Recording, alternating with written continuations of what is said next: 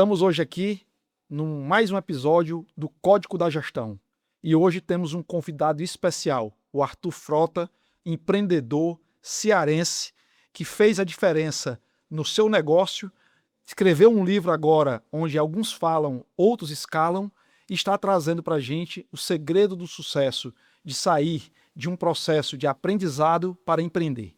Esse é um episódio inédito onde a gente vai revelar o segredo de empreender no Brasil, superar dificuldades e fazer a diferença na vida das pessoas com grandes retornos em termos de investimento, em termos de cultura, em termos de estratégia, em termos de processo. Seja bem-vindo, Arthur. Uma satisfação receber você aqui, meu amigo. Meu irmão, muito obrigado pelo convite. Sabe que eu sou um admirador aqui, tanto da Gomes de Matos, de você. Eu sei que vai ser um papo aqui de alto nível que vamos ajudar o empreendedor brasileiro, o executivo brasileiro a estruturar melhor seus negócios e crescer. Cara, é uma satisfação, Arthur, te receber aqui, falar um pouco aqui do currículo do Arthur, né? Para ver a diferença que faz acreditar no sonho, persistir no sonho e continuar acreditando no sonho, tá? Sim. O Arthur é empreendedor serial, fundador da Talos, mentor da G4 Educação, investidor da Afar Capital, a empresa dele atual, vai falar um pouquinho sobre isso daqui a pouco. Criou a Talos do zero em 2017, estamos falando de 9 anos só, em uma garagem em Maracanaú. Escalou até se tornar a maior plataforma de atendimento digital do Brasil. Vendida para a Rede Station, Grupo TOTS, em uma transação de 9 dígitos em 2024. Então, de 2017 a 2024, em 7 anos, o Arthur fez um êxito de sucesso. Autor do livro Enquanto Uns Falam, Outros Escalam, editora Gente, está fazendo um trabalho muito legal. Criador do método Scale, estratégia, sistema, cultura, aquisição, liderança e execução. E, mais do que tudo isso, vai ser agora pai, que eu acho que vai ser, Minha maior missão vai ser a maior missão da vida dele, mas Sim. eu tenho certeza que pela consciência que ele tem de vida, por tudo que ele passou, por tudo que ele construiu, ele vai trazer para esse ser humano que está chegando aí junto da gente, educação, cortesia, acreditar e fazer a diferença. Arthurzão, cara, bom demais te receber aqui, e eu vou começar logo com uma pergunta para matar. De onde veio essa decisão de empreender, meu irmão? Por que não ser executivo, fazer concurso? Por que empreender no Brasil? Por que empreender no Ceará? E como foi essa decisão de chegar lá? Uma excelente pergunta e profunda, né? Primeiro, repetindo, é um prazer estar aqui com vocês. E a decisão de empreender, Guilherme, veio realmente num conhecimento mais de profundidade de quem é o Arthur, do Arthur se entender. A gente estava comentando um pouco aqui nos bastidores, um pouco como foi esse meu start de começar a empreender. E foi logo depois de uma frustração no mercado de trabalho, eu tinha 23 para 24 anos de idade, e eu comecei a refletir quem era o Arthur. Quais eram as minhas qualidades, a minha inquietude. Eu tinha algo dentro de mim que eu queria criar coisas grandes. Eu queria mudar minha realidade, eu queria prosperar, eu queria dar uma casa para minha mãe, morava no Maracanaú, e ela criou a gente com muita dificuldade, então me inspirava muito ali na minha mãe. E você sabe muito bem que o perfil do empreendedor é um perfil muito questionador. Ele não é um perfil que tem uma área, uma profissão. O empreendedor é um cara de vendas, o empreendedor é um resolvedor de problemas, é um cara inquieto, é um cara que gosta de criar, sonhar, enfim, ele não consegue estar muito ali dentro da caixa. E depois dessa frustração lá, trabalhando lá ali no mercado tradicional, eu comecei a refletir e me entender como um empreendedor. Eu comecei a ver que desde muito novo eu já tinha um perfil empreendedor. Eu sempre vendia coisas na minha adolescência para ganhar dinheiro, eu tinha videogame que eu tinha ganhado do meu pai, quando meu pai se separou da minha mãe, eu tinha 9 anos de idade, então eu já com 8, 9 anos de idade, eu pegava meu videogame e alugava pro pessoal do bairro. Então eu sempre fui um cara muito empreendedor, de ganhar dinheiro, meu pai tinha um frigorífico, eu ajudava ele lá no comércio, no caixa. Então eu sempre fui um cara que gostava disso. Você foi um cara inquieto, né? Sempre fui um cara inquieto. E eu sempre vi o empreendedorismo como uma forma democrática de ascensão social, de crescimento. E eu me inspirava muito, eu sempre gostei muito de ler. Então eu lia muitas biografias, livros, me via muito na tecnologia desde muito novo, comecei a fazer sites, sistemas com 12, 13 anos de idade, consertar computador, e eu me inspirava muito nas histórias do Vale do Silício. E nessa frustração do 23 para 24 anos de idade, olhando o meu passado, eu falei, cara, eu sou empreendedor, então eu preciso empreender. E foi essa a minha tomada de decisão de empreender, só que eu tinha poucos recursos. Eu tinha uma rescisão de uma empresa que eu trabalhava, tinha um carro financiado por um consórcio em 80 prestações, então me livrei de dívidas, vaidades, diminuí meu padrão de vida ali naturalmente para ficar de forma bem simples, começar a empreender nesse start, na garagem que eu conto no Novo Maracanaú, na Rua 14, eu comecei ali a minha jornada com a Talos.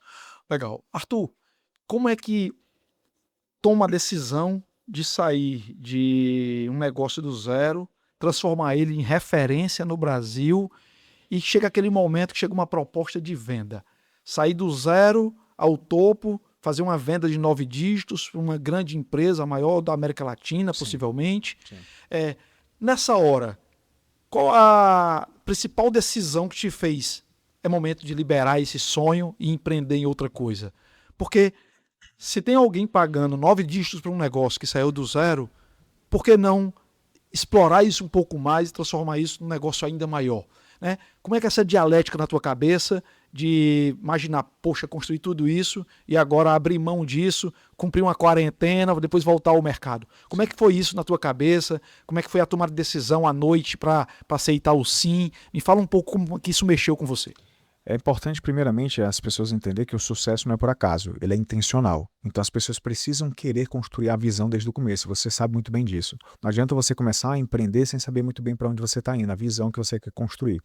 E se você conversasse com o Arthur lá da garagem, no Maracanaú, a minha visão, de forma muito ousada, porque eu não nasci num ecossistema empreendedor, meus pais não eram empreendedores, empresários, eu não tinha tios, referências ao meu redor, a minha referência era livros, lendo, me inspirando em história de sucesso de fora. Então, basicamente, eu decidi empreender naquela garagem, Guilherme. Eu já falava que eu queria ser a maior plataforma de atendimento digital do Brasil para meus estagiários, que eram meus alunos. Eu dava aula também nesse tempo já era um pouco precoce, já dava aula, já ensinava programação e tal. Então, assim, eu recrutava meus alunos lá para poder, os melhores, para poder fazer meu sistema lá comigo, junto comigo. E nesse processo eu já queria ser grande. Então eu trabalhei incansavelmente todos os dias para ser grande. E Deus foi me dando sempre um novo dia, me dando força, coragem, sabedoria, para que eu pudesse construir isso tijolo a tijolo, dia a dia, superando adversidades que naturalmente eu tive diversas. Adversidades de passar a noite chorando, de não saber o caminho a seguir e tal, de dar murro em pão de faca e o negócio não ir para frente. Mas eu persisti e continuei crescendo, crescendo, crescendo. Foi realmente na pandemia que a gente acelerou muito, porque tem uma coisa que eu aprendi que aí vai encaixar nessa sua pergunta. Uma das coisas mais importantes para todos os empreendedores é fazer leitura de time de mercado. Saber que, principalmente no negócio que eu estava inserido, quando eu comecei a empreender nesse mercado de relacionamento digital, foi 2015 para 2016. Naturalmente, esse mercado não era um mercado que se tinha uma dor Maduro, latente né? das pessoas maduro e as pessoas não saíam de lá para querer comprar uma plataforma com chatbot, que integrava canais. Elas, legal, pô, é legal, mas dá para viver sem. Mas foi na pandemia que realmente isso tornou uma grande necessidade, porque os negócios fechados, eles precisavam vender no digital. E você sabe muito bem, como especialista em gestão, que a maturidade de vendas das empresas no digital era muito baixa. E elas não tinham e-commerce, por exemplo. Então, qual era a maneira mais fácil delas venderem no digital? WhatsApp. Então, eu já estava meio que pronto, porque eu só não era WhatsApp, tinha todos os canais. Então, ali eu aprendi, Guilherme, sobre time. Time é muito importante. E o time correto, o empreendedor que está bem alocado, ele ali fixado, ele vai conseguir crescer. E foi o que aconteceu comigo. Então, acertei o time nessa primeira tacada de ter persistido 2015, desde 2015 batalhando 16, tal, até para esperar a pandemia. Opa, quando veio a pandemia, a gente começou a crescer de forma muito acelerada. E começou a dar lucro, começou a crescer, e o negócio começou a realmente ser uma empresa. Até então, eu brinco que o pessoal não me vê como empreendedor, empresário, meus parentes naquele tempo, me vê como desempregado. Mas depois que o negócio começou a tomar corpo, e vira como empresário. Mas aí, com esse sucesso do nosso crescimento, é válido a gente ressaltar que ele só foi, só um disclaimer antes de eu explicar. Ele só foi um grande sucesso porque a gente cresceu muito no earn-out. A audiência que não sabe de casa, o earn-out basicamente é um acordo que se faz entre o comprador e o vendedor de um adicional do pagamento baseado em performance. E esse pode ser várias rúbricas, né? Vários acordos. Tem gente que faz um acordo de um bônus a mais e tem gente que faz um acordo, como foi o meu caso, de fazer uma venda faseada. Eu vendi 50% em 2022 e vendi 100% em 2024 no valuation futuro que não tinha teto. De acordo, quanto mais eu crescesse, mais seria o valor pago pelos 50% das cotas seria maior. E foi um sucesso, mas foi um sucesso porque a gente cresceu. Então, em 2022, quando eu decidi vender 50%, eu não tinha certeza que seria um sucesso. Eu acreditava que seria um sucesso porque eu já entendia muito bem a minha operação. Para você ter uma noção, a gente já tinha uma maturidade de gestão muito grande. A gente já tinha uma maturidade de vendas, já sabíamos sabíamos construir uma máquina com receita previsível, então naturalmente eu sabia, Guilherme, que se eu investisse X mil reais na minha máquina de marketing para gerar leads para venda, gerar demanda para vendas, ia voltar tanto de faturamento. Eu já tinha essa matemática muito claro. Ou seja, a clareza da estratégia, a clareza do modelo de gestão, a clareza do indicador te dava a perspectiva. Eu sei que esse earnout vai me dar resultado, porque eu sei que com esses 50%, o primeiro 50% deve ter sido cash-in, né? Não, 100% lá. Teve dor de negociação. O que foi anunciado na mídia foi tudo cash-in. Isso, a primeira parte. Não, desculpa, cash-out. Tudo que foi anunciado na mídia foi cash-out. E teve mais um cash-in que eu negociei que eu não anunciei na mídia. Legal, que isso te ajudou a tracionar o negócio, porque você sabia que a estratégia, mais o modelo de gestão, mais o indicador iria proporcionar esse crescimento. Eu posso até falar, o cash out foi o que saiu na mídia, o cash in que entrou ali na operação, pessoal, o cash in é o que entra na operação de investimento. Eu fixei em contrato no SPA que seria aproximadamente 14 milhões. Então isso é o que teria investido. Por quê? Porque o meu earnout, aí vai uma dica de estratégia de gestão. O meu earnout não tinha teto, mas concorda comigo que se eu não tivesse investimento, o teto seria não investimento. Sim. Então, naturalmente, eu como um bom CEO, acredito que isso é uma característica de bons CEOs, eu acho que o CEO ele é como se fosse um comandante de guerra, ele está na linha de frente, ele tem que imaginar qual vai ser o ataque do inimigo. Não que o meu comprador é meu inimigo, mas eu tenho que imaginar como ele poderia me bloquear no crescimento. Ele quer rentabilizar a parte dele, né? Exatamente. Então, eu naturalmente negociei instrumentos que me permitissem fazer um bom earnout. Mas o porquê, respondendo a sua pergunta, por que eu decidi vender, certo? Eu decidi vender exatamente numa leitura de timing de mercado. Voltando aquele cara que acertou da garagem para pandemia, e isso também foi uma pós-pandemia, né? Foi uma leitura de time. Arthur, como assim? Tu estava crescendo, por que era o time vender uma empresa tão jovem? Válido ressaltar que eu concluí a venda em 24, então foi 7 anos de CNPJ Talos. Porque 9 anos hoje faz, mas já faz um tempinho já que eu concluí a venda. Nesse processo, Guilherme, eu fiz uma análise de mercado que eu confesso que até analisando, eu sou um cara muito de filosofar, de refletir muito comigo mesmo e acho que eu acertei realmente o time correto. A resposta é que eu fiz o maior deal de uma plataforma de atendimento digital do Brasil, superior da Octadesk, e acho que não vai ter outro, porque eu vou te explicar agora. Eu fiz uma leitura de time que, depois do boom da pandemia, muitas empresas de Zap começaram a surgir. Eu acho que você já deve ter visto várias. Zap isso, Zap aquilo, explodiu. E eu comecei a analisar, cara, a barreira de entrada para essa plataforma diminuiu, está cada vez menor. E eu comecei a ver isso eu comecei a fazer uma análise, porque você sabe muito bem que o futuro a gente consegue prever o futuro analisando o contexto do presente, mas entendendo pelo passado. Isso. E olhando os sinais, né? E olhando os sinais que dão, porque dá sinais. E nesse processo de analisar os sinais, eu comecei a perceber algumas correlações de mercado. Eu comecei a analisar o mercado de SMS, de plataforma de SMS que se tinha, bombavam um tempo atrás, plataforma de telefonia VoIP, que você deve conhecer também diversas, e eu comecei a analisar, cara, onde estão essas empresas hoje? As grandes que aproveitaram o time de mercado foram vendidas e show de bola. As que ficaram tentando encarar o mercado, tentando ser as maiores do mercado, elas morreram na praia, porque elas viraram commodity, e commodity vale quanto? No longo prazo vale nada. Pode até valer algum múltiplo de receita, mas, cara, é um jogo muito mais margem baixa, um jogo mais complexo, e é o jogo do SMS e do VoIP hoje. E eu comecei a analisar, cara, esse meu mercado parece com esse mercado, o mercado que eu estou inserido. A diferença é que eu não uso o canal SMS, o canal VoIP. Eu uso WhatsApp, Facebook, e-mail. Então, resumindo, o Arthur, entendendo bem a estratégia do negócio, leu o que aconteceu com mercados parecidos com o dele, Exatamente. Projetou isso no futuro e entendeu que era o momento, o time, no auge do negócio, com geração de receita, potencializando, que era o momento de fazer o êxito. Que venderia na alta.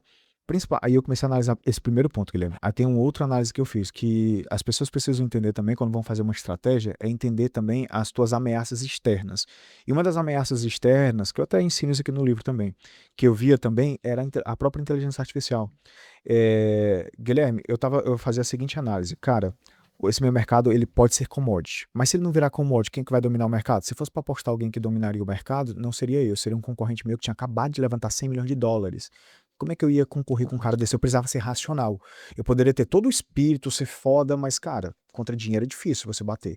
Então, se fosse para apostar alguém que dominaria, seria esse meu concorrente. E daqui que eu levantasse, seria difícil. E terceiro ponto, eu analisei o mercado de inteligência artificial naquele tempo.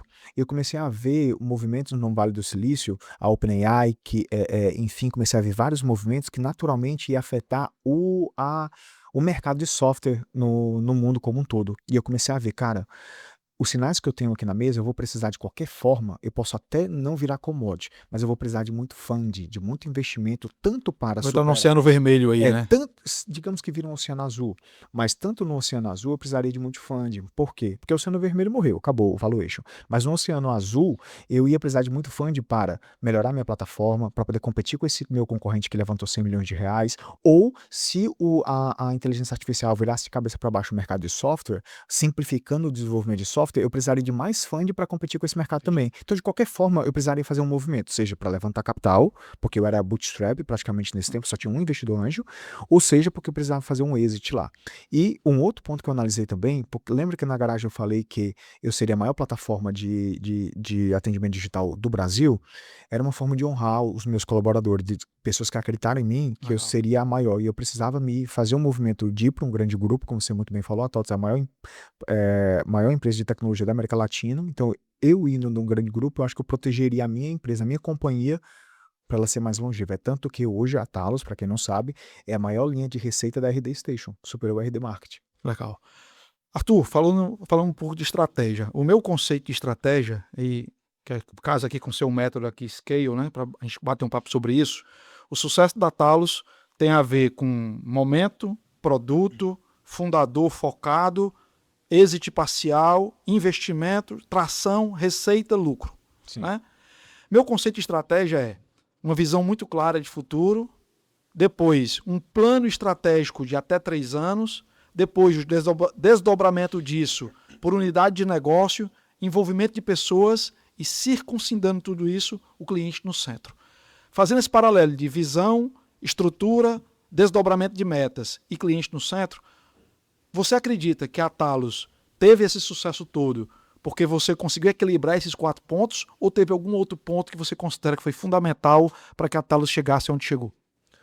Eu acho que é exatamente a estrutura que você pontuou, certo? E é válido a gente ressaltar que a missão de proteger a estratégia barra visão, na grande maioria do fundador, que a gente sabe muito bem que os fundadores estão presentes como CEOs nas organizações, mas quando o fundador já não está mais lá, tá? Os CEOs, eles precisam ser os guardião dessa estratégia. E realmente são todos esses pratos que o CEO, né, o C-Level, precisa equilibrar para ter uma manutenção de uma estratégia ali coesa. Nas entrelinhas, você usou também a questão de pessoas, enfim, de você sabe que é importante equilibrar isso. Se eu pudesse ir um pouquinho mais além, eu acho que uma estratégia bem feita, sim, é uma visão muito clara, e a maioria das empresas não tem uma visão para onde elas querem ir. Basicamente, de uma visão muito clara, você precisa entender quem você é, as suas qualidades, a sua força, tanto interna e externa, enfim, você precisa fazer uma análise de SWOT ali, completa ali de você, certo? Da sua empresa, e consequentemente você precisa ter uma estratégia de crescimento que vai levar você a ser relevante naquele mercado que você está inserido dentro das forças que você tem dentro da casa. Partindo desse princípio, tem uma coisa que ganha o jogo e faz realmente a estratégia acontecer, que eu vejo que muitas empresas têm pouca habilidade com isso, que é referente ao tato com pessoas, a cultura organizacional. Eu acho que quando a empresa se perde no tato de pessoas, porque, por exemplo, Guilherme, eu acho que processos é importante para se escalar, e eu escalei com processos, é válido. Eu não tinha como prever uma máquina sem processo, sem indicador, sem dados, mas eu acho que o mais relevante do que tudo essa estratégia, esses KPIs que eu monitorava, era a cultura que eu tinha, porque nada adiantava eu ter uma mega estratégia se eu não tivesse uma cultura organizacional que me permitisse um crescimento além. Sabe por quê? Para ter uma noção, não sei se você acompanhava nossos fechamentos de final de mês, enfim. Cara, acompanhei um lá no Best of Asia Hub. Boa, ali ainda não estava no maior, quando a gente foi depois para Santos Dumont, lá no Potenza, que a gente chegou a ter 100 pessoas só no time de vendas. E, cara, o time era louco, ficava até meia-noite, 1 hora da manhã, batendo meta, crescendo, vendendo. E esse time não era processo, não era a mega estratégia do Arthur, era eles. Era cultura Era a mesmo. cultura da empresa de, cara, temos um plano, temos uma meta para entregar, vamos entregar. O que eu poderia fazer era dar cadência, dar o exemplo. Eu estava lá nos fechamentos, não tinha um fechamento que eu perdia. Porque eu sabia que eu precisava, assim, eu faço muito analogia com os reis, né? Fazendo uma analogia com os reis que iam para as guerras naquele tempo, você sabe que os reis eram os principais homens de guerra, eram os principais guerreiros, eles iam para a linha de frente, eles não deixavam os soldados morrer. Eles iam para a linha de frente e eles não iam botar o seu exército para ser morto pelo outro. Eles iam para guerras que eles conseguiam vencer, eles tinham uma estratégia para vencer. Assim, do mesmo jeito, no final de mês, eu estava lá com o meu time na guerra. Eu dava o exemplo, a cadência daquilo dali, porque eu sabia que era muito importante esse meu exemplo. Embora que não era eu fazendo o fechamento, a minha presença era muito importante lá. Legal. Todo crescimento, Arthur, ele traz desorganização. Com certeza. Né? E todo crescimento faz com que a gente tenha que buscar gente fora, porque o crescimento acelerado não dá tempo de formar dentro de casa. Sim. Como foi crescer, acelerar esse negócio, manter o selo GPTW, manter um time engajado e manter essa cultura forte? Quais eram os ritos, as cerimônias? Como é que o Arthur conseguiu crescer e manter uma cultura tão forte dentro da Talos que faz com que as pessoas fizessem isso que você comentou agora pelo negócio, não pelo Arthur? Cara, excelente pergunta. E é exatamente isso que eu acredito, né? Eu acho que não é só o crescimento que traz desorganização e quebra pratos. Logicamente que o crescimento ele quebra de um contexto por completo. Mas o crescimento acelerado, como você usou essa palavra, realmente aí quebra muitos pratos. E é importante a gente entender, até para a gente guardar as devidas emoções, que quando você tem uma oportunidade de mercado para crescer de forma acelerada, como a gente crescia 300% por ano, é normal que 300% por ano eu tinha uma nova empresa a cada 6 meses. Uma nova empresa com outras complexidades. Até eu, como CEO, precisava ser um CEO diferente a cada 6 meses, porque a necessidade do business era diferente. Mas exatamente o que sustentava essa cultura como um todo, primeiro porque a gente entendia qual era o perfil do colaborador que a gente queria. A gente sabia muito bem o perfil de colaborador que a gente queria atrair, naturalmente, então a gente tinha um processo seletivo muito bem detalhado para poder atrair esse perfil de colaborador, mas também a gente tinha rituais que engajavam ele, porque as pessoas pensam muitas vezes que cultura é só você definir. A cultura é você definir, sim, padrões de comportamento, de perfil de pessoas, enfim, mas a cultura ela precisa ser vivida e engajada todos os dias. Então a gente tinha desde dailies diárias dos times, né, das squads ali para fazer alinhamentos diários e também reforço de cultura, que quem já fazia isso não era mais eu, era os líderes ali de cada squad.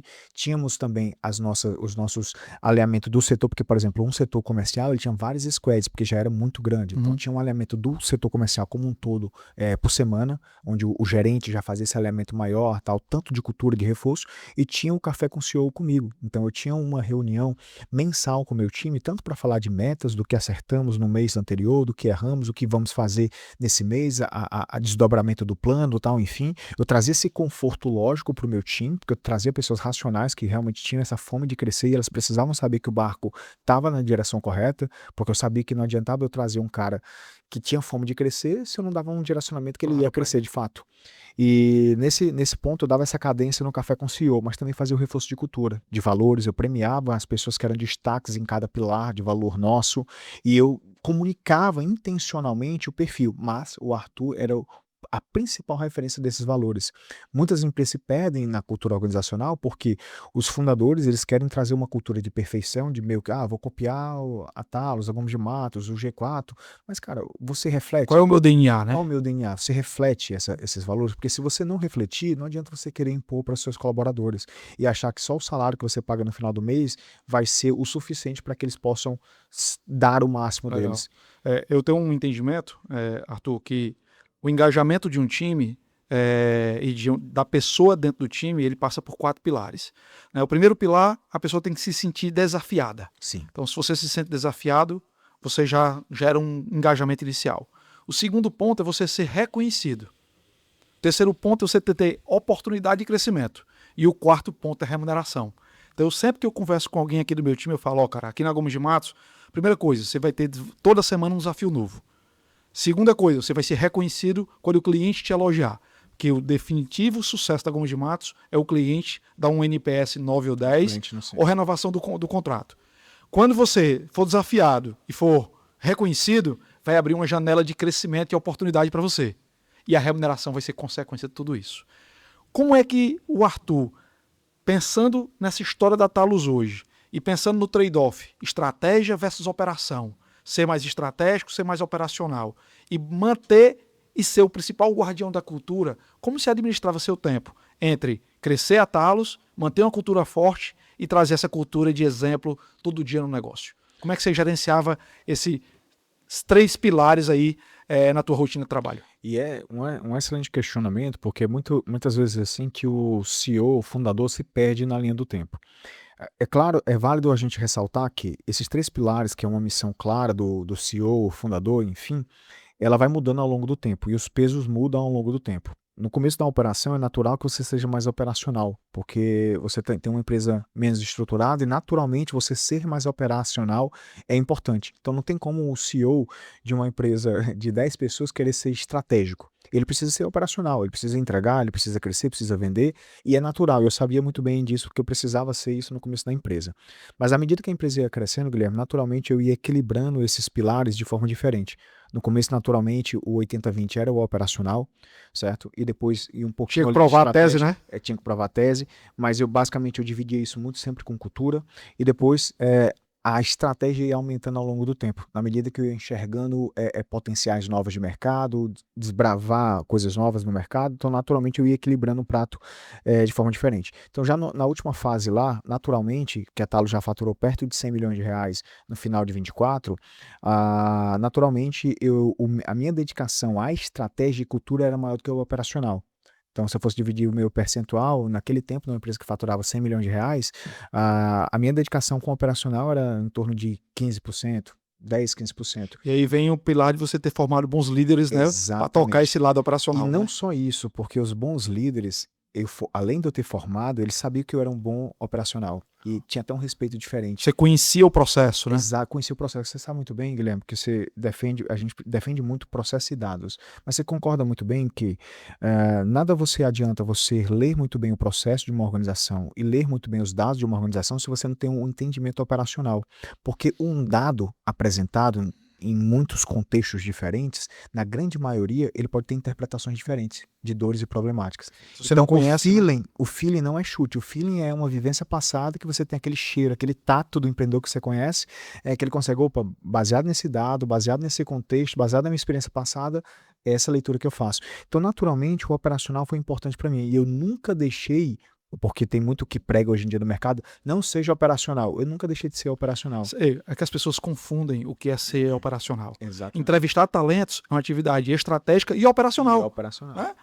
E se você deixa de fazer isso... Validar o orçamento é hiper estratégico, mas é operacional porque você precisa sentar com o head de cada área, entender a estrutura, bater o orçamento. Então, esse conceito de que na hora que você cresce, você tem que trazer gente, deixar de ser operacional, você tem que deixar de atuar em atividades apenas operacionais. Exatamente. Esse conceito é importante. Você que quer empreender, você precisa entender isso. Né? O empreendedor, ele é um cara que é visionário. Sim. Então, ele tem que, no primeiro momento, para testar a tese, ele tem que ser estratégico e operacional. Na hora que ele começa a crescer, que ele traz líderes abaixo dele, ele precisa ter um lado operacional de gerenciar esse time para poder cuidar do estratégico. Com certeza. Então não escute aquele... Por isso que não acho que é verdade aquele mito, né? Porque tem muito... Por isso que o meu título, me orgulho muito do título, embora que não foi ideia minha esse título, eu escrevi o livro, mas a editora Gente, que é a maior editora de negócios do Brasil... Os caras foram muito felizes. São muito bons, tanto de diagramação, o livro ficou muito massa, me orgulho muito dele. E ele botou um título muito provocador, que de fato é o que conta aqui. Enquanto uns falam, outros escalam. Então assim, então não escute aquele empreendedor de palco, né, que muitas vezes não está empreendendo e está ensinando os outros a empreender, que achando que você precisa sair do operacional. Eu acho que o operacional você nunca sai. E se um dia se você sair, você não vai o negócio não. pode dar dificuldade. Exatamente.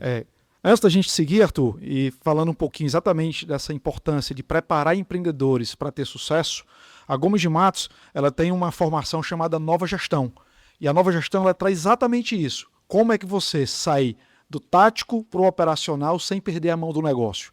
Como é que você forma um time? Como é que você remunera esse time? Como é que você estabelece uma estratégia de longo prazo? Como é que você traduz o dado do cliente em estratégia? E o Nova Gestão ele vem exatamente isso, para ajudar empreendedores a dar um segundo passo na gestão do seu negócio e alguns deles tendo o êxito da saída, ou da venda, ou do crescimento. Tá? Então a Gomes de Matos, esse episódio, o Código da Gestão, é para a gente desdobrar o pensamento de empreendedores para que a gente possa aprender e aprimorar a nossa formação. Então está sendo uma aula, Arthur, ouvir isso de você. Tá? Falando agora um pouco mais da venda do negócio, Arthur. Tá. Como é que foi a vida do Arthur depois do exit? O day after, né? Vou falar do exit mesmo, daqueles outros 50%. Como é que foi chegar em casa, dormir, deve ter tido aquele efeito ufa inicialmente, mas como é que foi no dia seguinte não acordar e ter que responder 30, 40 mensagens no WhatsApp, agendar 5, 6 reuniões? Me fala um pouco como é que foi essa saída e como é que foi a sensação. Primeiro que eu sabia claramente que seria um sucesso o earnout, né? E estava fazendo uma boa venda. Mas é válido válido falar que eu sou muito agressivo, Guilherme, para metas, para crescimento, então eu sou um cara naturalmente muito agressivo para execução de um plano, mas eu sou muito conservador na montagem do plano, principalmente no plano que é o da alta gestão. Então, no earnout, naturalmente, eu assumi uma estratégia diferente na TOTS. Eu falei, cara, se eu entro prometendo muito, entregando pouco, eu vou virar a mina mais feia do baile. Agora, se eu entro prometendo pouco, entregando muito, eu viro a mina mais bonita do baile, todo mundo quer dançar comigo, todo mundo quer ajudar, porque sabe que empresa grande, o executivo quer ir para onde a meta dele tá comunicando. Então, naturalmente, eu sabia que ia ser um sucesso. E, de fato, foi até um sucesso maior do que eu até imaginava no começo do plano em 2022. Fiquei muito feliz com isso. Racionalmente falando, fiquei muito feliz no outro dia. Porque, poxa, batemos a meta, tal, foi isso, tal, conseguimos entregar o plano, e foi sucesso. Eu brinco até com o pessoal da TOTOS lá até hoje fala da gente, que foi o maior case de um earnout que já aconteceu na TOTOS, né? Que eles tiveram que eles pagaram 3 vezes mais de 3 vezes mais do que eles estavam cogitando pagar no começo do plano, né? Então, para TOTOS foi até, eles ficaram muito felizes porque receberam uma empresa muito maior, naturalmente. Mas para mim, do lado emocional, foi difícil, Guilherme, porque eu confesso dizer que eu brinco não, porque é sério, eu quase fiquei com depressão de tipo assim, pô, cara, quem sou eu? Porque eu acho que eu até Trinta e comecei, dois anos, né? 32 anos, eu até conversei isso com o Beto, a gente até se aproximou muito por isso também, e ele também passou por isso. Eu comecei a pensar, porra, eu acho que eu confundia quem era a minha identidade. Eu acho que eu pensava que eu era o Arthur da Talos e sempre seria só o Arthur da Talos. Eu confundia quem era o Arthur filho, o Arthur esposo, né, o Arthur agora que vai ser pai e tal. Eu esqueci um pouco a minha identidade. Eu acho que isso não é uma coisa que eu me orgulho, mas eu acho que para vir de onde eu vim, fazer o que eu fiz, eu acho que tinha que ser. Então, empresário, você que agora está ouvindo nosso episódio, você viu que é a vida real, né? O dia seguinte, pós-venda. E se você quer saber um pouco sobre como é que está a vida real do seu negócio, a gente vai disponibilizar aqui nesse episódio um QR Code, um link, que você vai fazer uma avaliação do diagnóstico, de uma metodologia da Gomes de Matos, onde você vai descobrir o grau de maturidade da sua empresa e os principais gaps, tá? Essa é uma ferramenta para te ajudar a ter ainda mais êxito e mais sucesso como o Arthur teve. Arthur, voltando agora para a temática aqui, empreender, tomar decisões. Se você fosse começar hoje, novamente, o que você faria diferente? Conectando com a outra fala, primeiro o Arthur nunca esqueceu a identidade dele. Eu acho que eu cometi talvez esse erro, mas não me arrependo. Eu acho que não é um erro. Eu acho que para Maturidade, Arthur. eu sair de onde eu vim, cara, e fazer algo relevante com pouco recurso, questionando totalmente de onde eu vim, é válido falar isso. Eu vim de uma família de classe média, não é nem média, não, é média baixa. A gente, logicamente, é uma média baixa e não passa fome, tem um teto, Uhum. mas tem as dificuldades para pagar uma conta, tal, enfim. Então, eu vim desse ambiente, certo? Filho de uma família estruturada, pais separados, enfim. Minha mãe criou a gente sozinha, né? Então, teve os desafios de uma mulher para criar a gente só, nesse processo. Então, fazer o que eu vim, eu tinha que ser realmente, era 95% do meu tempo só trabalho, trabalho, trabalho, para poder realmente superar as adversidades que eu tinha naturalmente, e não me arrependo disso. Mas eu me desgastei muito, e eu perdi um pouquinho o entendimento de quem era o Arthur, a minha identidade. Então, naturalmente, eu não cometeria esse erro. Eu realmente eu seria mais intencional no Arthur, nas outras visões do Arthur ser humano, do Arthur, a fé do Arthur, a conexão com a fé que é muito importante, o Arthur pai, o Arthur esposo. Então eu quero sustentar esses pilares com muito mais dedicação do que eu fazia antes. Então acho que esse erro eu não cometeria. Legal. Qual foi a decisão mais arriscada, Arthur, que você tomou como CEO, como fundador da Talos? Foi quando eu tive um problema de cultura organizacional em 2021. Eu aprendi sobre cultura nesse momento, onde eu tinha 80 colaboradores em 2021, lá no Maracanaú ainda, não tinha nada da RD ainda. Tinha 80 colaboradores e eu comecei a ter um problema de cultura. Eu comecei a contratar muitas pessoas só pelo currículo e, naturalmente, elas não tinham o mesmo nível de produtividade, engajamento que eu tinha num cenário menor. E eu comecei a ter um grande problema de cultura. E eu precisei desligar, Guilherme, de forma muito corajosa, 40% do meu time. Mas aí eu fragilizei muito o caixa da empresa para fazer isso. Mas eu tomei essa decisão porque eu já estava negociando, já estava negociando a venda para a RD. E eu imaginei, cara, se eu entro na venda com essa cultura aqui, eu não vou bater meta. Perdão a palavra, vou me lascar aqui no meio do processo aqui. Então eu fui intencional em mudar a cultura, mas podia ter dado muito errado, porque eu fiquei com o caixa realmente muito fragilizado e a gente precisou ter muita inteligência para recuperar o caixa. Cultura ou processo? qual dos pilares é mais importante para que uma empresa seja longeva e consiga tracionar e gerar o crescimento que a Talos gerou? É difícil, porque é difícil você, inclusive processos e cultura são um dos pilares do Scale, né? Mas se fosse para escolher só um, Arthur, só um, sem gaguejar, seria cultura. Cultura é mais relevante. Legal, eu também concordo, apesar de que a gente está no mundo do I, não estamos mais no mundo do OU, né? Não é mais ou lucro ou cliente satisfeito, não é mais ou cultura ou processo, mas a cultura, ela sustenta uma crise de processo. Sustenta. Então, Você falou tudo. é cultura e processo. Uhum. Só que também cultura sem processo, a empresa fica ou dependente do dono ou fica artesanal. Sim. E se ela fica artesanal, ela não tem produtividade, que é um dos grandes problemas do Brasil, né? E Você que é empreendedor, precisa saber disso. Quer empreender, você tem que saber que no Brasil a carga tributária não proporciona crescimento. Você é empreendedor pequeno, você vai pegar dinheiro caro, você vai usar capital de giro, que é muito mais caro, você vai usar sua conta garantida e você vai ter que escalar o negócio para que tenha produtividade. Sim. Porque se você não tiver isso, você não consegue sair do zero ao topo. Com certeza. E é até válido ressaltar para a audiência que processo, você contrata pessoas para definir processos. Por exemplo, a Gomes de Mato, você contrata, eles definem os processos, os playbooks lá para execução. Agora, é muito difícil você contratar uma pessoa para definir a tua cultura e vou fazer engajar a sua cultura. Isso aí é a missão do fundador, do CEO. Legal. A gente sabe, Arthur, que um dos principais papéis do fundador é selecionar um time tão bom quanto ele para tocar o negócio. Revela aqui para a nossa audiência duas principais perguntas que você faz nos processos seletivos para saber se aquela pessoa é uma pessoa certa ou não para pular no nosso barco. Eu não te falei que é importante o fundador definir a visão. A primeira coisa que eu pergunto na entrevista comigo é a visão da pessoa. O que ela se imagina daqui a 5 anos? E ela começa a falar, às vezes, na parte profissional. Eu começo a detalhar, tá, mas na parte pessoal, o que você se imagina? Quais os teus sonhos, tuas metas, enfim. Eu quero que ela detalhe para mim. Porque com base nisso, Guilherme, eu quero avaliar o grau de ambição dela. Porque se eu ver que é uma pessoa que tem baixa ambição, não tenho nada contra isso, mas eu não vou trazer para o meu negócio, porque eu monto negócios de hipercrescimento. Então, como é que eu posso trazer pessoas com baixa ambição num negócio de hipercrescimento que ele muda constantemente? Então, naturalmente, o drive da ambição é importante. Legal. A gente vê, Arthur, hoje, muita gente empreendendo na internet, ensinando, mas que nunca fez acontecer. O que nenhum palestrante de empreendedorismo tem coragem de falar no palco que o Arthur fala nas palestras dele.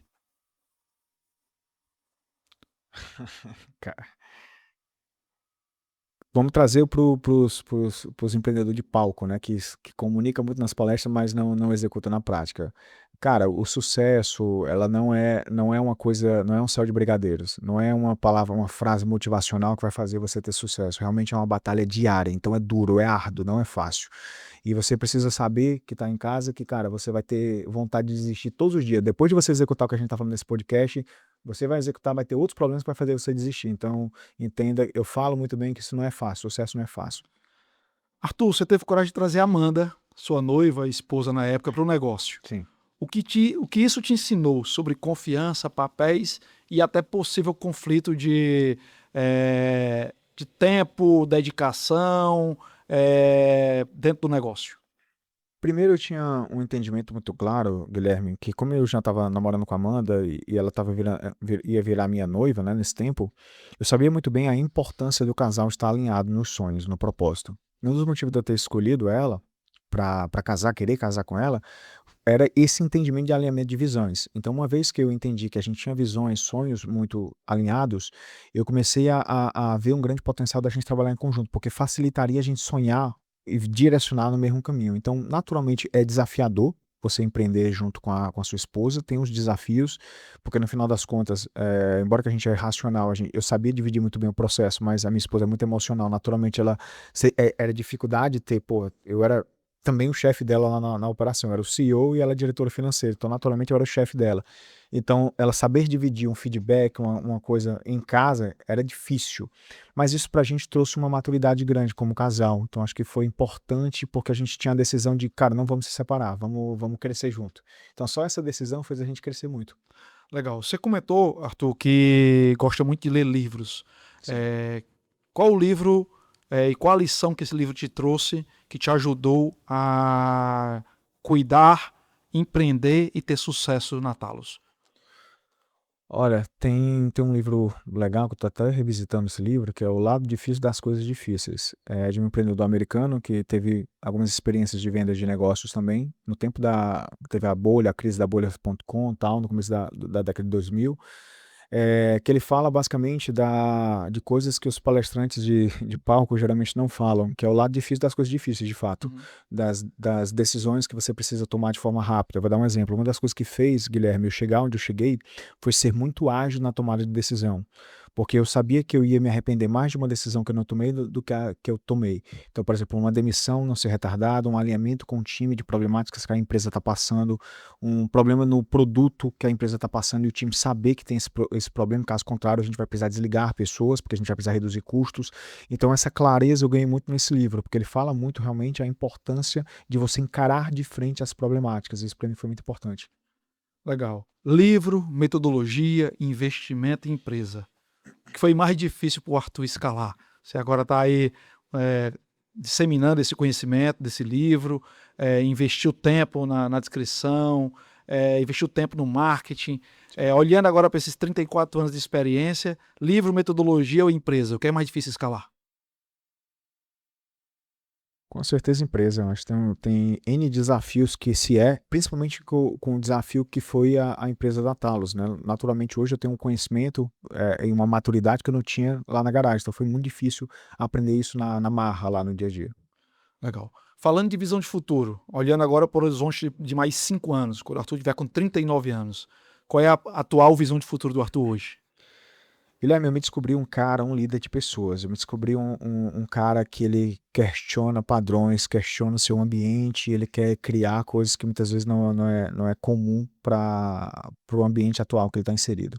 Então, com base nisso, eu me sinto feliz sendo esse Arthur, esse mesmo Arthur da garagem, que tem brilho no olho, tem força de vontade, sonha grande. Esse Arthur que é inocente para sonhar, uma coisa que eu me considero muito, Guilherme, desde da garagem, que eu sempre fui muito inocente para sonhar, porque eu vi o problema, embora que parecesse grande, eu via como pequeno. Ou quando ele era muito grande e me assustava, eu via que eu precisava crescer. Então eu não paralisava com os problemas, eu quero continuar sendo esse mesmo Arthur. Então, me vendo com 39 anos, eu quero continuar nessa estrada de construir empresas, de deixar meu legado, impactar pessoas, gerar emprego, gerar transformação para o meu estado, para o meu país. Eu sonho construir produtos agora globais. Eu tive uma experiência de construir um produto nacional. Eu pretendo construir projetos globais.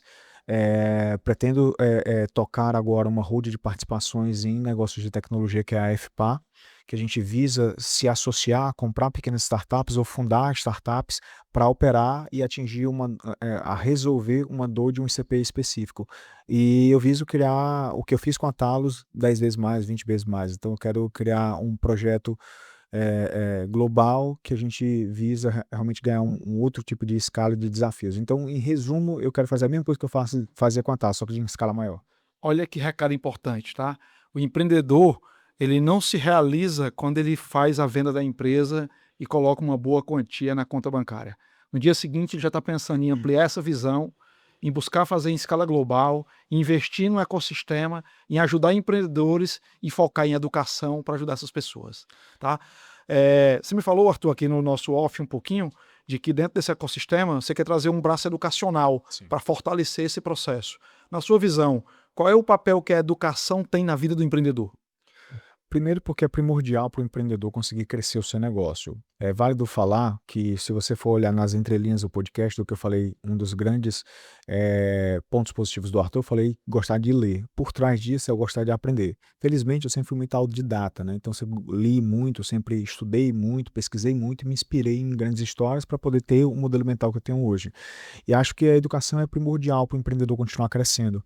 E acredito que o nosso empreendedor brasileiro ele precisa de mais braços educacionais, assim como tem diversos, inclusive aqui na Gomes de Matos, mais braços educacionais para que ele possa vir a vencer os desafios que ele tem naturalmente no dia a dia. E na nossa estratégia da FPA, ela visa, eu te falei em off, né? Vamos contar aqui em primeira mão para a audiência, que a gente visa atingir a dor e a necessidade, a resolução da dor e a necessidade de um pool de ICPs que a gente quer resolver no mercado, implantar soluções para esse mercado. E o braço educacional ele vem como estratégia de potencializar esse ecossistema. Por quê? Porque o educacional eu posso elevar a consciência do empresário, a gente vai continuar no mercado B2B, assim como era com a Talos. Então, a gente visa aumentar o nível de consciência do empresário para que ele possa ter entendimento de problemáticas que ele nem tem, que ele nem tem visão hoje, certo? A gente visa também ganhar mais maturidade para entender mais a fundo a problemática da empresa. A gente está lançando uma inteligência artificial ainda esse mês, Guilherme, um assistente que ele visa fazer um diagnóstico completo de forma gratuita para o empresário brasileiro. Então, ele vai entender as dores e as dificuldades desse empresário crescer, que é o radar. E essa IA, ela foi treinada exatamente no meu livro. Então, quando o empresário responder esse diagnóstico, ele basicamente vai chamar os pilares do livro e vai dizer os gaps que ele tem e gerar um plano de ação para poder ele resolver esses gaps dentro da empresa dele. Inclusive, dizendo a página que a gente está citando isso. Ele está ensinando sobre isso. Que legal. Então é bem interessante, mas a gente visa com isso, primeiro, elevar o nível de consciência do empresário, porque ele tem um nível de maturidade de gestão muito mais amplificado. E por que é legal isso? Porque ao crescer o empresário, ele vai ter outras dores. E essas outras dores, a gente quer ter diversas soluções que possam atender essas problemáticas ao longo do tempo com tecnologia. Então, a nossa visão do grupo como equity é as empresas, as startups que a gente vai fundar. Eu brinco, eu estou criando uma impressora de imprimir talos. Quando eu falo isso, dados o cuidado com as palavras, não é eu copiar talos, é criar empresas que tenham modelos de crescimento parecidos com a Talos. Não é a cópia que eu nem posso fazer isso. Com certeza. Entendeu? E a educação visa potencializar. Arthur, a gente falou agora um pouquinho sobre IA. Qual a tua visão sobre o uso da IA na ajuda, na estratégia dos empreendedores e na geração de receita sem perder a visão do cliente? Onde é que a IA entra nesse processo? Porque assim, a gente vê muita gente falando de IA, aumentar a produtividade, substituir pessoas, automatizar processos. Beleza, isso é um papel importante, principalmente pelo aquele contexto que eu falei de que no Brasil o empreendedor ele paga impostos desproporcional à sua receita, o pequeno empreendedor ele não tem acesso a crédito estruturado e a gente precisa encontrar formas de viabilizar isso mais rapidamente. Mas, na sua visão, a IA conectada com a estratégia, com processos, com a visão do cliente, com o crescimento, onde é que a IA pode ajudar empreendedores como você a chegar ao sucesso, a chegar ao crescimento mais rápido? Primeiro que a gente está vivendo um momento muito diferente do que foi o momento que eu comecei a fundar a Talos. Em que sentido, Arthur? Antes eu me lembro que um principal orgulho para os empresários antigamente era falar: eu tenho tantos funcionários, eu cheguei a ter 300 funcionários com a Talos. Então era um orgulho falar que você tinha essa quantidade de funcionários, 1.000 funcionários, 2.000 funcionários. Eu acho que agora nesse mundo que a gente está vivendo, isso pode ser um sinal de alerta. Será que esses funcionários estão no máximo de produtividade que eles possam estar no contexto atual? Até porque hoje todo e qualquer CEO, Guilherme, eu tenho eu acredito na seguinte visão.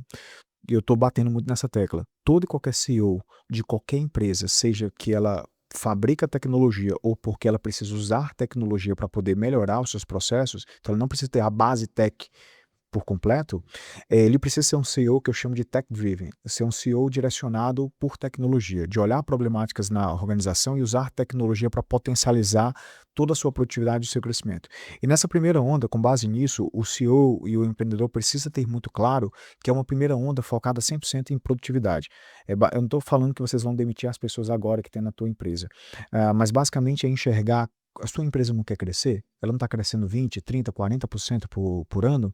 Então, com esse crescimento, antes você tinha uma necessidade, Guilherme, de contratar mais pessoas para atender a expectativa de um crescimento do próximo ano, na verdade. Então, tinha aquele planejamento de headcount do próximo ano, que estava dentro da rúbrica lá do BP. Hoje em dia, o CEO ele precisa analisar, cara, o que eu preciso fazer para poder produzir mais com as pessoas que eu tenho? O que tipo de tecnologia eu tenho que plantar, sistemas, processos, IA para automatizar, para conseguir naturalmente ter menos SDR, não precisar contratar mais SDRs. O primeiro drive da primeira onda que a gente está vivendo de IA.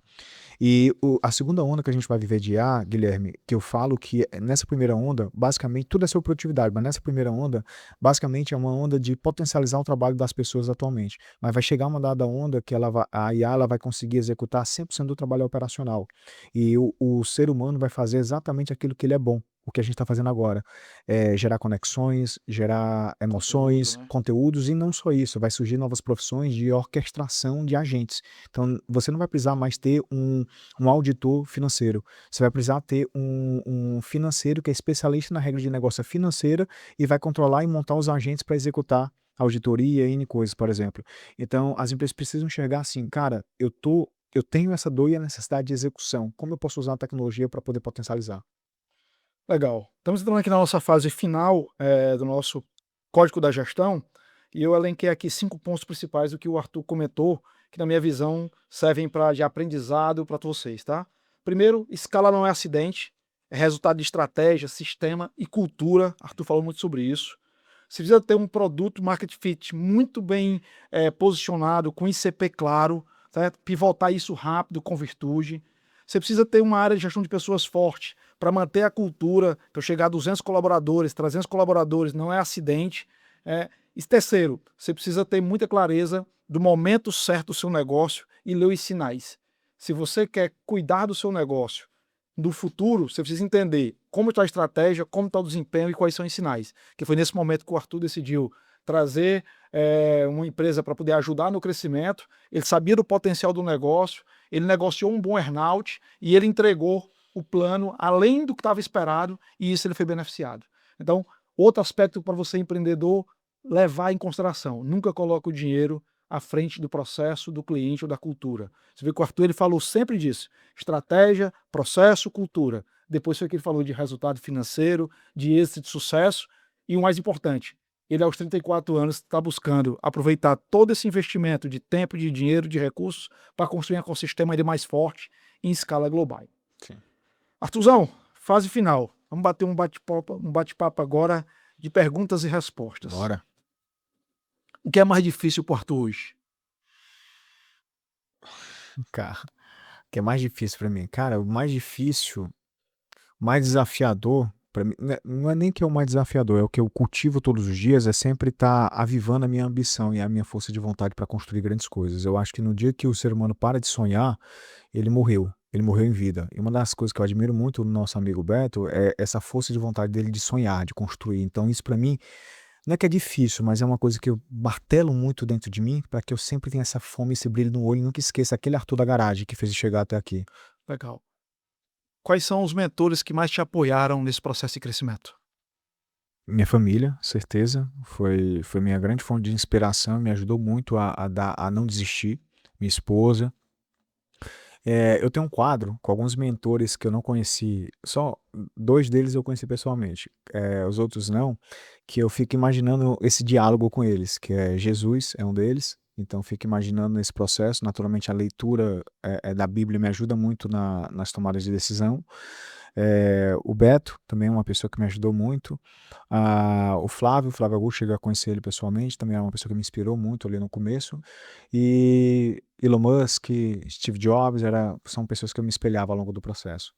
O que a vida te ensinou que você vai levar para o restante da vida? Nunca esqueça a sua identidade, quem é você. Acho que isso é a principal coisa que eu trago para mim. Acho que no dia que eu esquecer quem eu sou, o que me motiva, e talvez olhar só a métrica financeira, por exemplo, eu não me orgulho mais, não é o que eu me orgulho mais, não é o dinheiro que eu tenho, o dinheiro que eu fiz. Eu me orgulho mais é o homem que eu sou, o homem que eu me tornei, a pessoa que eu sou para o mundo. Então, isso para mim é o grande ponto. Legal. Dos 6 pilares do Scale, estratégia, sistema, cultura, aquisição, liderança e execução, qual é o elo mais fraco que você, como empreendedor, identifica nas empresas ou nos empreendedores que você convive? Certeza, cultura. Observem, mais uma vez, o Arthur está trazendo a importância da cultura do negócio. Eu também identifico muito isso dentro das empresas, e o outro pilar, depois da cultura, que eu sinto mais dificuldade é o pilar da execução. Eu vejo muito empresário investindo tempo em trazer uma consultoria, montar a estratégia, mas ele não estabelece uma cultura de execução. Sim. E a cultura de execução é a reunião semanal, são as dailies, As rotinas. são as weeklies, é a reunião mensal de resultados. Então, se você quer entender um pouco mais sobre isso, tá? Sobre como construir um modelo de gestão que permita você clarificar a estratégia, clarificar a execução, fortalecer a cultura, o Nova Gestão, que é uma imersão que vai te trazer essa perspectiva para você. Só que antes do Nova Gestão, não esquece, aplica o diagnóstico que vai estar aí no nosso site, vai estar aqui no nosso link, para que você possa avaliar o seu negócio, tá?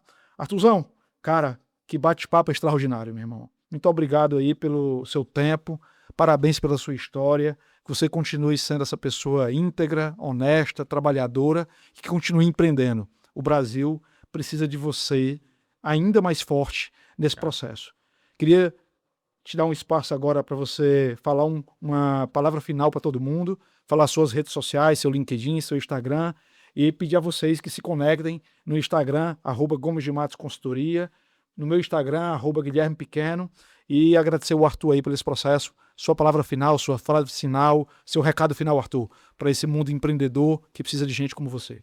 Primeiramente, Guilherme, muito obrigado mais uma vez de estar aqui presente no podcast da Gomes de Matos. É uma empresa que você sabe muito bem que eu admiro muito, admiro todo o trabalho de vocês e sei da importância de vocês para o empresariado cearense, e não só cearense, né, nacional.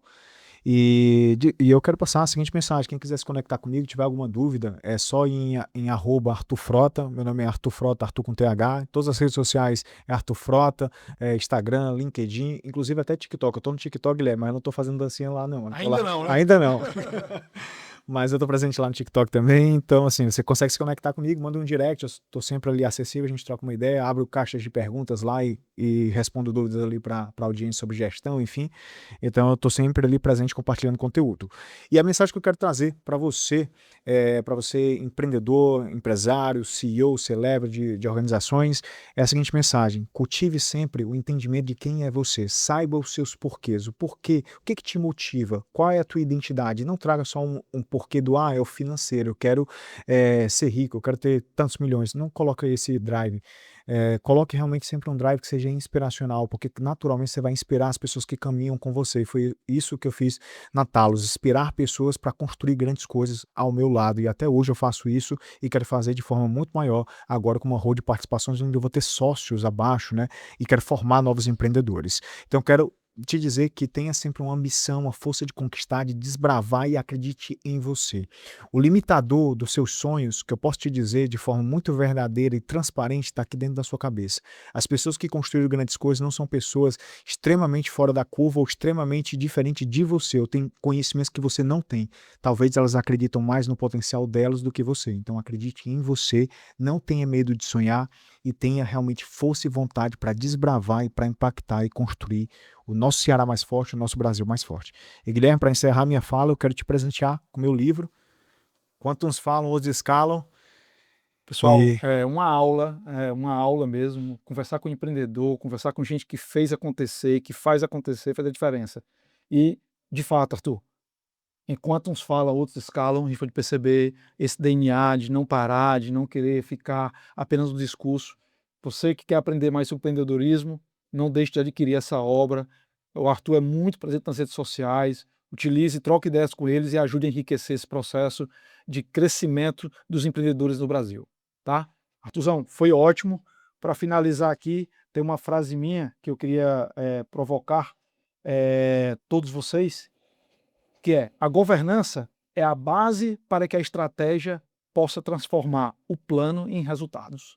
Então, o que o Arthur fez do zero ao topo exigiu estratégia, exigiu cultura, exigiu governança, exigiu acreditar e, principalmente, em continuar, porque com certeza ele teve momentos difíceis em 2016, na crise que a gente teve, mas ele tinha uma leitura de onde queria chegar, ele continuou investindo em tempo, em pessoas, em cultura, em processo, e isso gerou resultados, tá? Arthur, bom demais, cara. Meu irmão, Satisfação. abraço. Show de bola.